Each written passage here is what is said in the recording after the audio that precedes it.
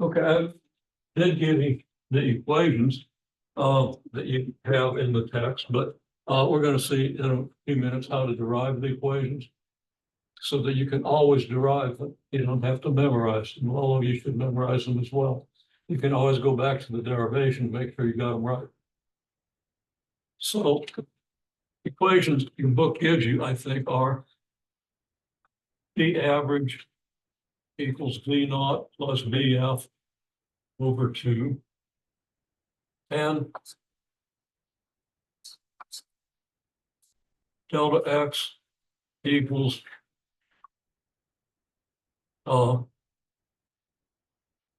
VF times delta T. Now they might use just X and T so that, or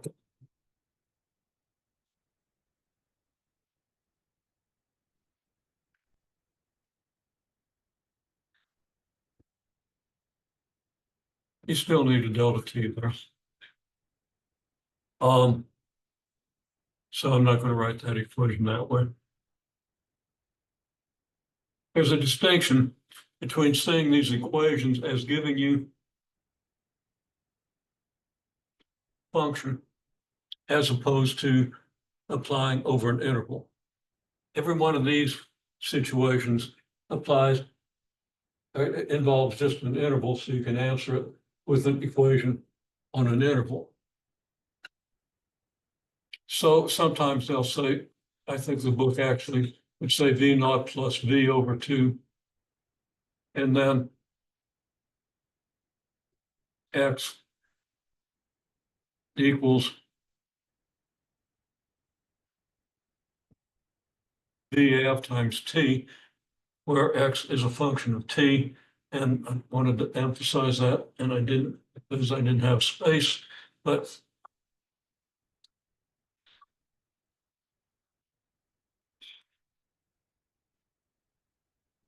okay.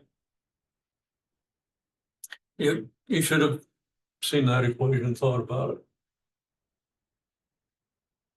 if you read the chapter. And the problems are all from the first couple of sections, so you would have at least wanted to read or scan through the first couple of sections. We've talked about all the concepts. You read it in the text, then that brings the concepts together in a way that makes it easier to do the problems. Gives you better handle on the tools. Okay. So anyhow, we have this. And then they probably tell you that also V equals E naught plus AT. Give you an equation like that. Okay. And I would use maybe VF equals V naught plus AT if you want to think about an interval. If you want to think V as a function of T, then you don't bother with it. If you just write a V, it's automatically a function of T. If you write a VF, it's your final velocity. Okay.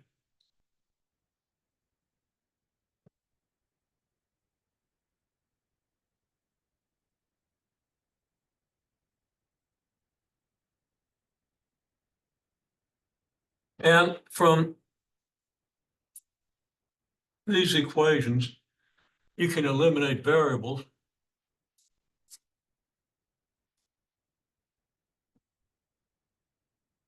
You probably put an X naught in here.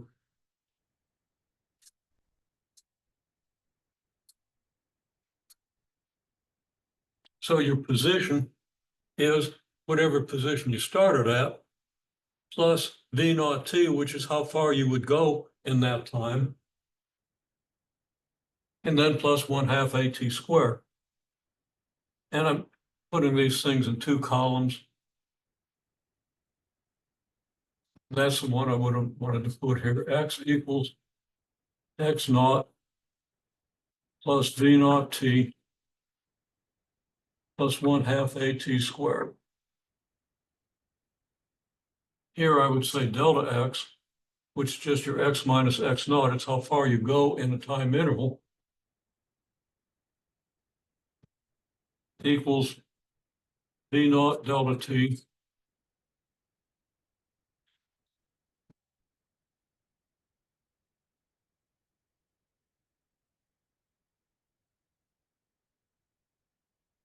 having trouble finding room to write this. But there it is. Okay, anyhow, you get these equations. And you have another one. If I use the subscripts, it says VF squared equals V naught squared plus 2A delta X. Or it says V squared equals V naught squared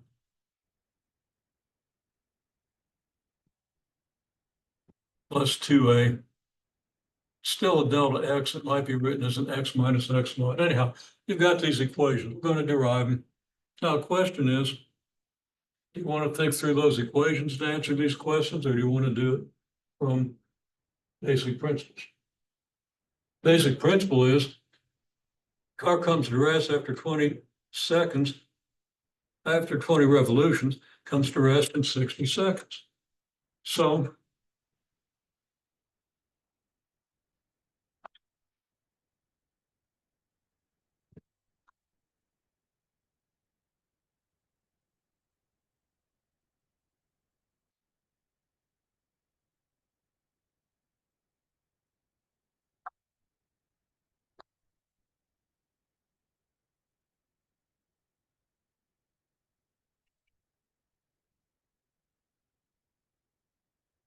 twenty revolutions in 60 seconds is angular position change with respect to time, rate of change of the angular position with respect to time.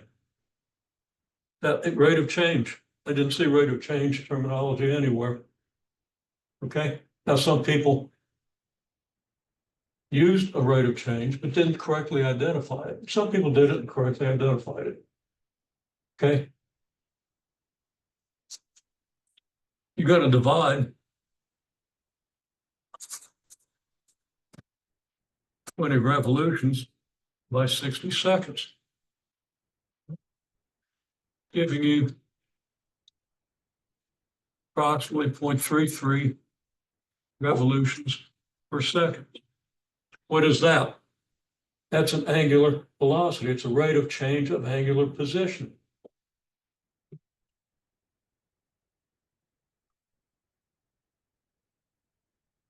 Then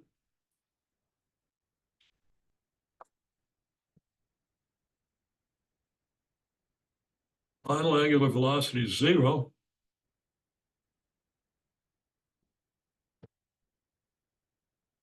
So how are you going to get the initial angular velocity?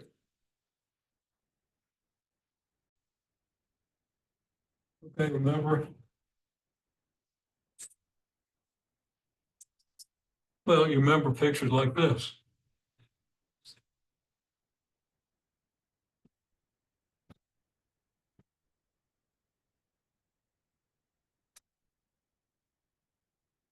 Velocity versus time graph. That would be a good place to start. It's a good place to start deriving these equations, as a matter of fact. Or if it's angular velocity, of course, it could be omega.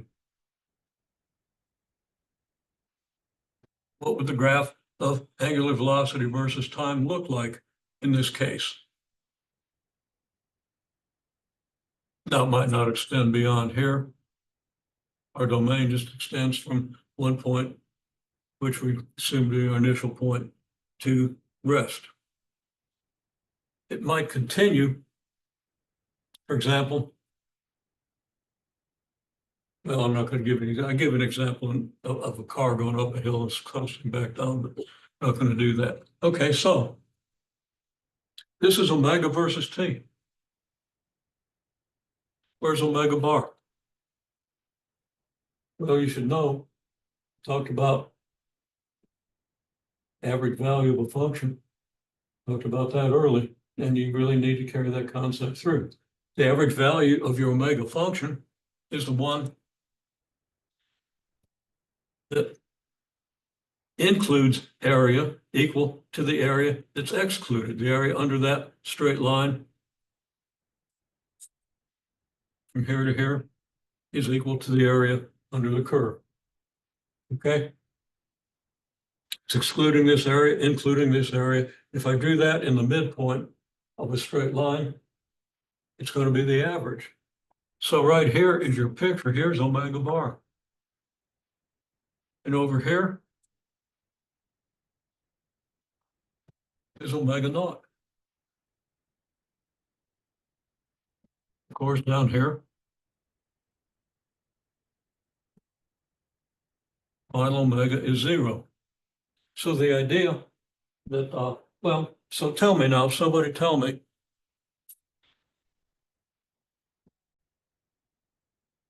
okay, well, I asked, what is the initial angular velocity? And somebody said, well, it's twice the average angular velocity. Not always true, only if the final or initial angular velocity is 0 and the line is straight, which means acceleration is uniform. If the velocity curve is like this, then average velocity would be more like this. You're excluding an area here that's about equal to the included area here, but it's clearly less than half of the initial. So if you don't have a constant angular acceleration, constant rate of change of angular velocity, you can't just go doubling this thing. And if it doesn't add up at 0, it's not going to be doubled either. If you have a graph that looks like this, it goes from here to here. Well, here's your average. And here's your initial, right?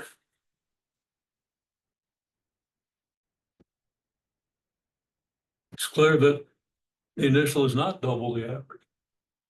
So you really want to draw those pictures and remind yourself. You want to have that somewhere prominent where you can make sense of it. So you don't make mistakes. I see people, some people divided this by this and told me that was the angular acceleration. Okay. Well, I mean, dividing this by this is a good step, but you have to know what it is. It doesn't even have the units of acceleration. Okay.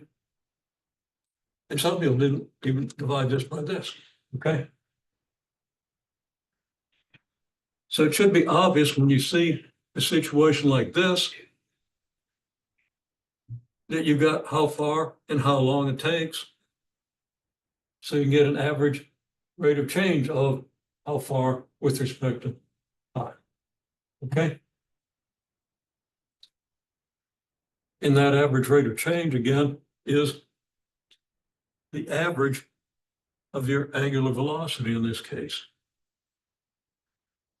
Okay, so anyhow, you digest that, make sure you have that.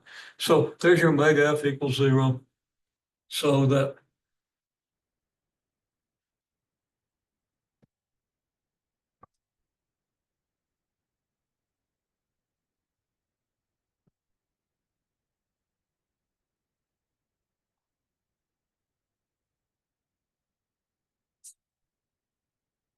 your omega naught, your 2 omega bar. Okay, now I ask about angular accelerations. You get angular acceleration. It's a rate of change definition. Start with rate of change.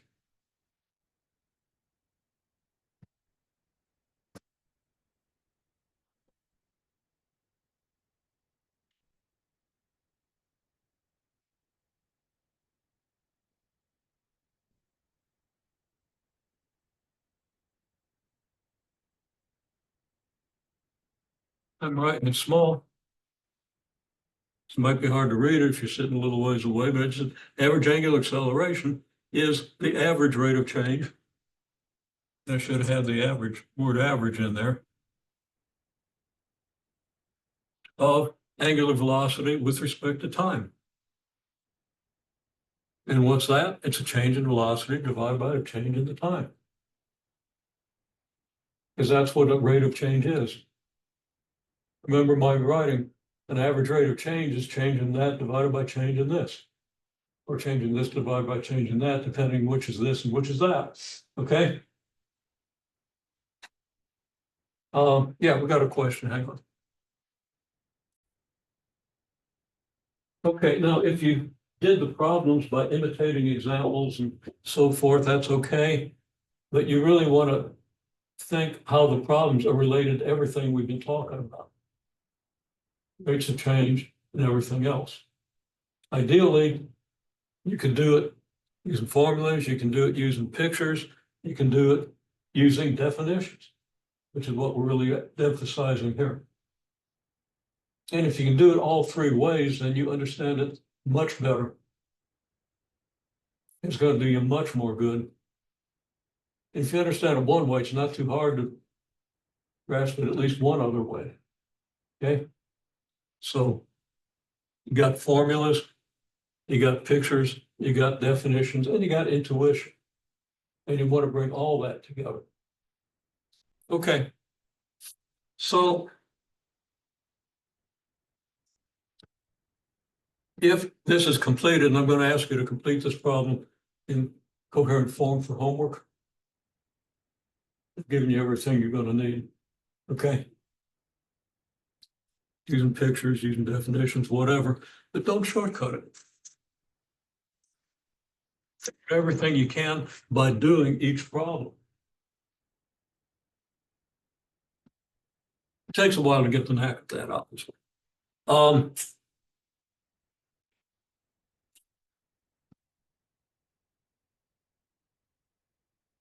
So you can still address this question in various ways. In this question, same thing. Okay. So I'm just going to say,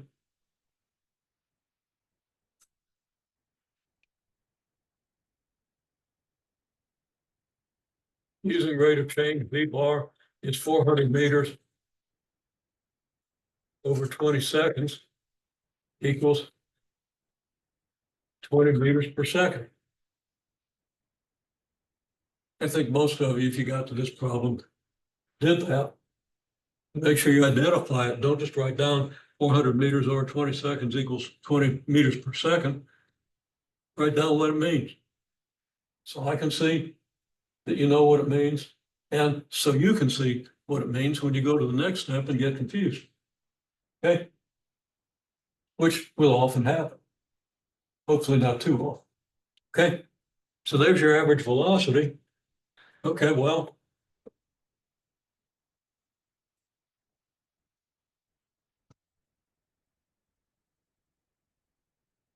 and this just says VF equals 0, acceleration's uniform.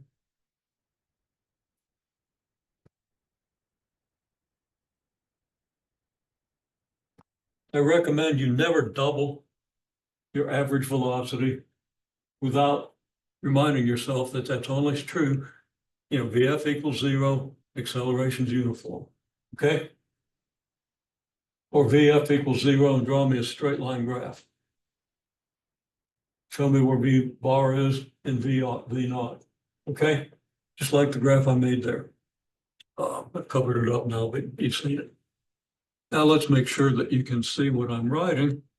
If you happen to be looking at the video, and the answer is that you can't, and it's no fault of yours. Okay, so well, here's the problem. Everybody had this problem, so you can read it now. Car comes to rest in 20 seconds after traveling 400 meters. We use rate of change in position divided by change in time. 20 meters per second. Acceleration's uniform, so the final velocity being 0, initial velocity has to be twice V bar, which is 40 meters per second. Acceleration, I don't have to write A bar because we said acceleration is uniform. Okay? So I can just write A equals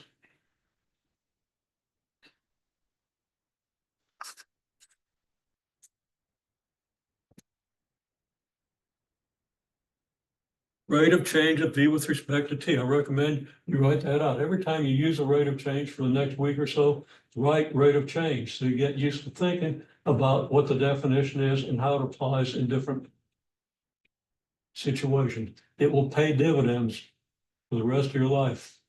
Okay.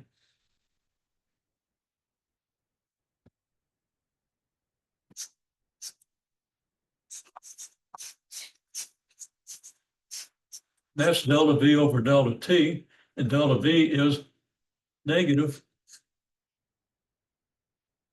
40 meters per second, and delta T is 20 seconds. So we have negative 2 meters per second squared.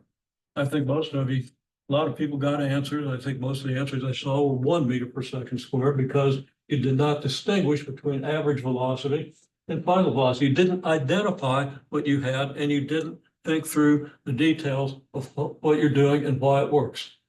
But you're right on the verge of being able to do that, so get over that verge. And especially the next set of problems. Okay?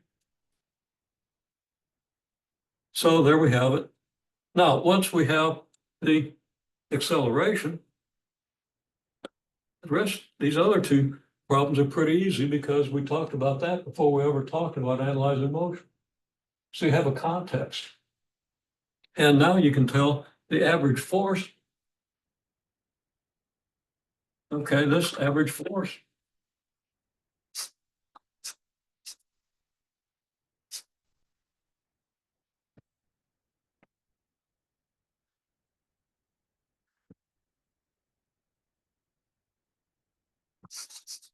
I'm just debating about whether to write average on that or not. I don't bother putting an average over it because acceleration is uniform, so there's no change in time. Okay? So F is not a function of time. Well, it is, but it's a constant function of time. Since it's constant, we don't have to say it's equal to its average. The constant is always equal to its average. But you can put the bar over it if you like. Okay, that's MA, which is 2,000 kilograms times negative 2 meters per second squared, which is negative 4,000 kilogram meters per second squared. And you can leave it like that. But you should also know that a kilogram meter per second squared is a newton. Negative 4,000 newtons. Work done.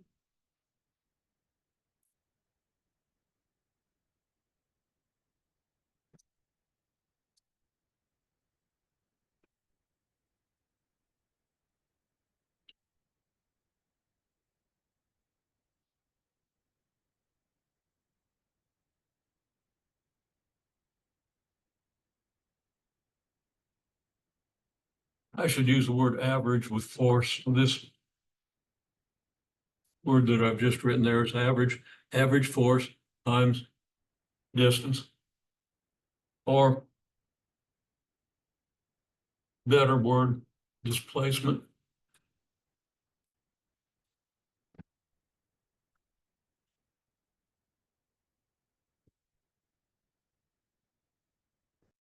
Equals negative 4,000 newtons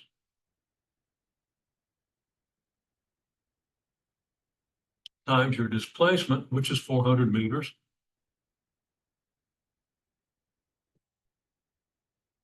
So that equals negative 1.6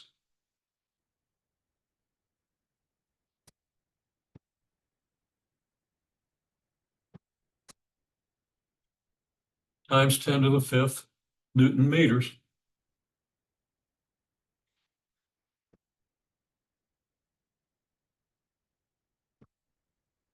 Written a little sloppily and the chalk isn't cooperating. But of course, a Newton meter is a joule.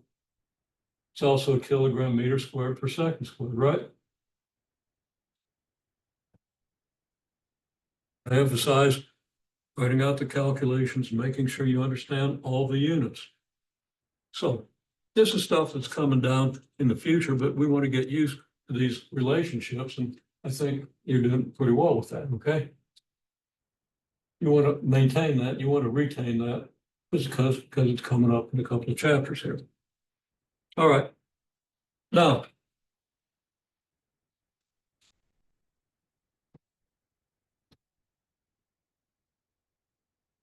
equations of uniformly accelerated motion.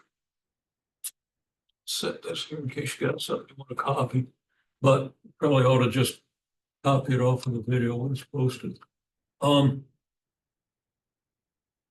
Still, I'll move the camera over a little bit and give a little more time to copy, but not much.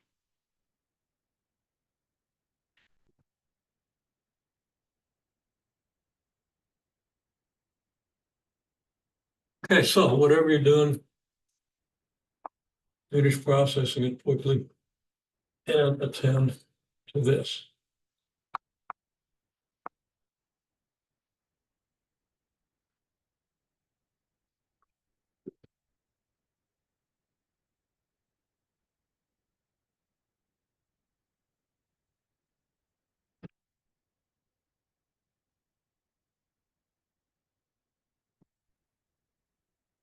What are the slope in the area defined by this trapezoid? And of course, this is implicitly part of a graph of V versus T. Delta T has a direction, there's a positive direction. V naught is how long this thing is, and VF is how long this thing is.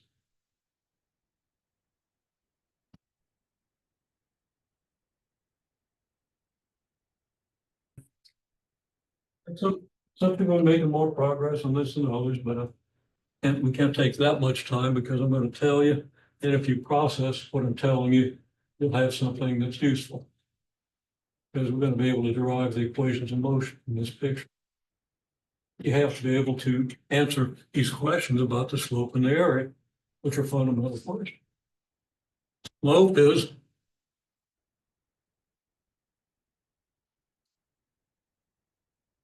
rise over run. And if you want to say it's the average rate of change of V with respect to T, that's fine. That's exactly what it is. And it's good to remind yourself.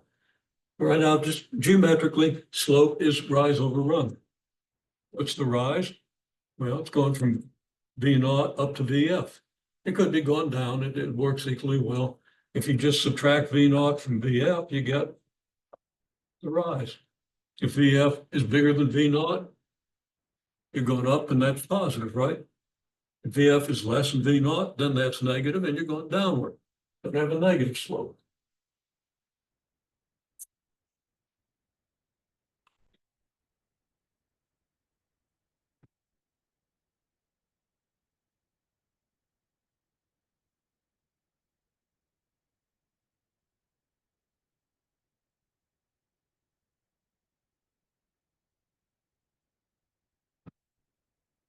Well, that's acceleration because acceleration is rate of change of velocity with respect to time, which is change in velocity divided by change in time. Browse the transcript, listen to those words, read those words. If you don't totally understand this, because you want to grasp this completely, it's just simple geometry and simple definition, rise over run, and identifying that with the average rate of change of this with respect to that. Okay? It's not a familiar concept to you, so it takes a little while to process it. Make sure you do. The area is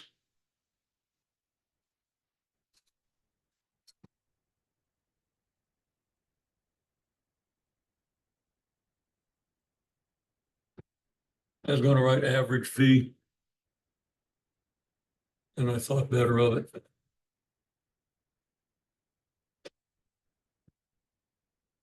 But I'm going to say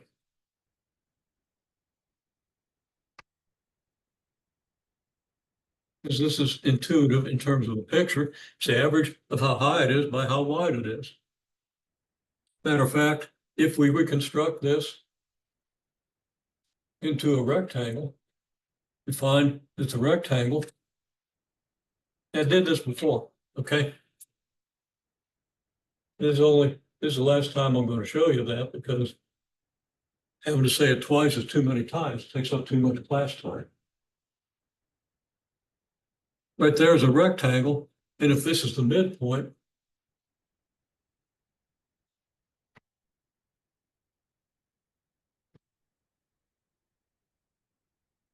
This is V bar, or if you like, V equals V bar, the velocity where the area under the straight line is equal to the area under the original curve or the original graph. Lock that in. That's important over a wide range of questions and problems in physics and in engineering and in finance and everywhere else. It's all over the place. Okay? Something you should have come out of calculus knowing, but you get so busy with the symbols and manipulating everything and you lose force for the trees. There's a force. You need to see that force. Okay. Area is average height times width, which is V bar delta T, but what's V bar? It's halfway between VF and V naught. What's that equal to?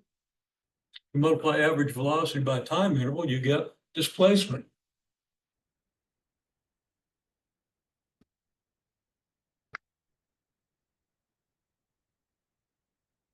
Okay. So the picture of the area and the picture of the slope, which we could indicate like this, as I did before.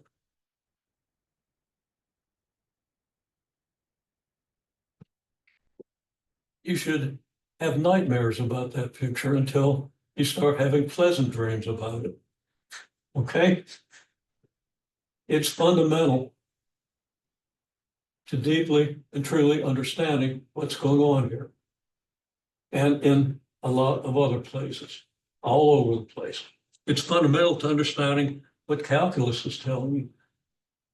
You can do the manipulations, but do you know what it's telling you?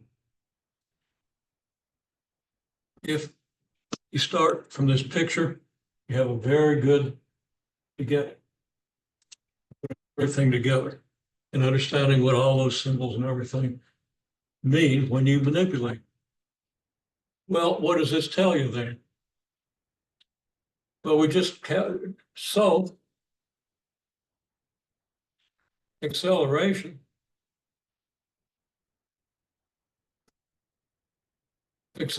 is uniform, meaning, of course, that the graph is of V versus T is a straight line, or the linearity of your V versus T graph. If acceleration is uniform, then A equals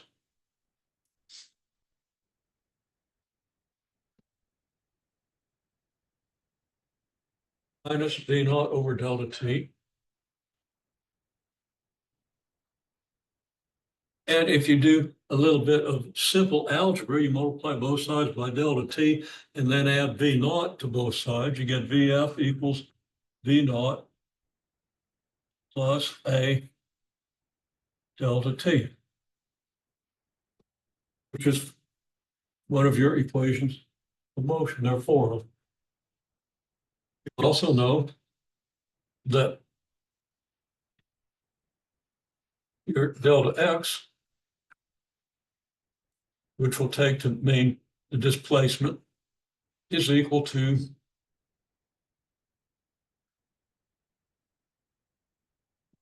V bar delta T. And that is, of course, equal to VF plus V naught over 2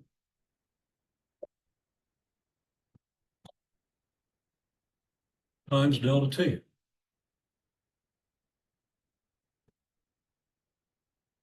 Okay.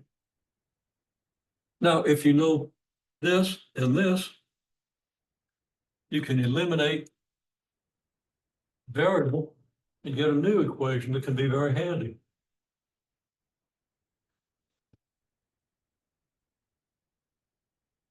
I'm going to ask you to do this. Write it out for homework, send it to me, make sure you're doing it right.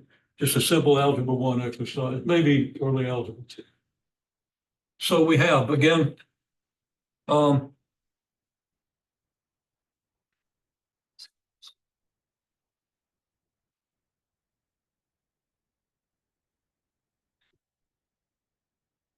I'm going to use delta t here. And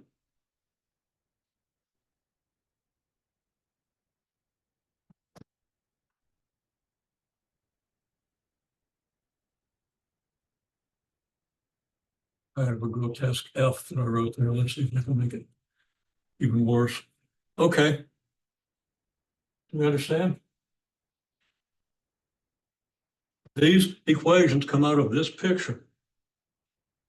Now, I'm going to call this equation 1. And I'm going to call this equation 2. I wrote them in reverse order. But each one should have a meaning that's absolutely clear to you. In terms of the graph, in terms of the concept of rate of change, in terms of anything.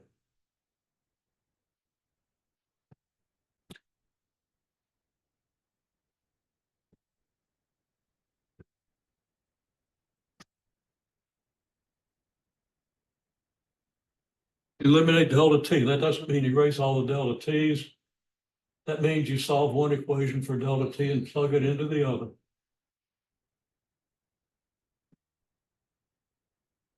You get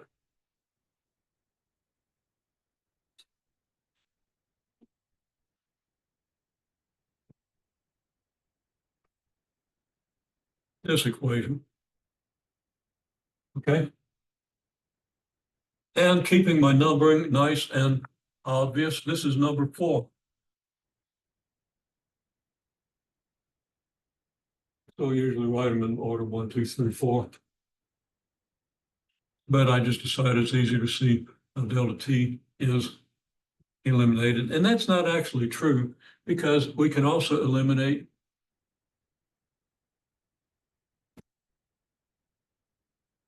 VF from these two equations.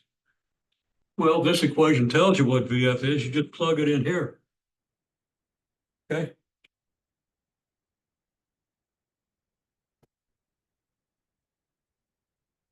And what you get is delta x equals V naught delta t plus 1/2 a times delta t squared, which is the equation at least one of you tried to use to figure out the area under the curve. Now that was good because you understand that the area under the curve is your displacement, but it's circular. You have to see how displacement is the area under the curve because it's the average velocity, which is the height, multiplied by the time interval, which is the width of this rectangle into which we've decomposed or transformed our original trapezoid. Okay? Drives me nuts, incidentally, that people teach geometry by a formula that doesn't mean anything.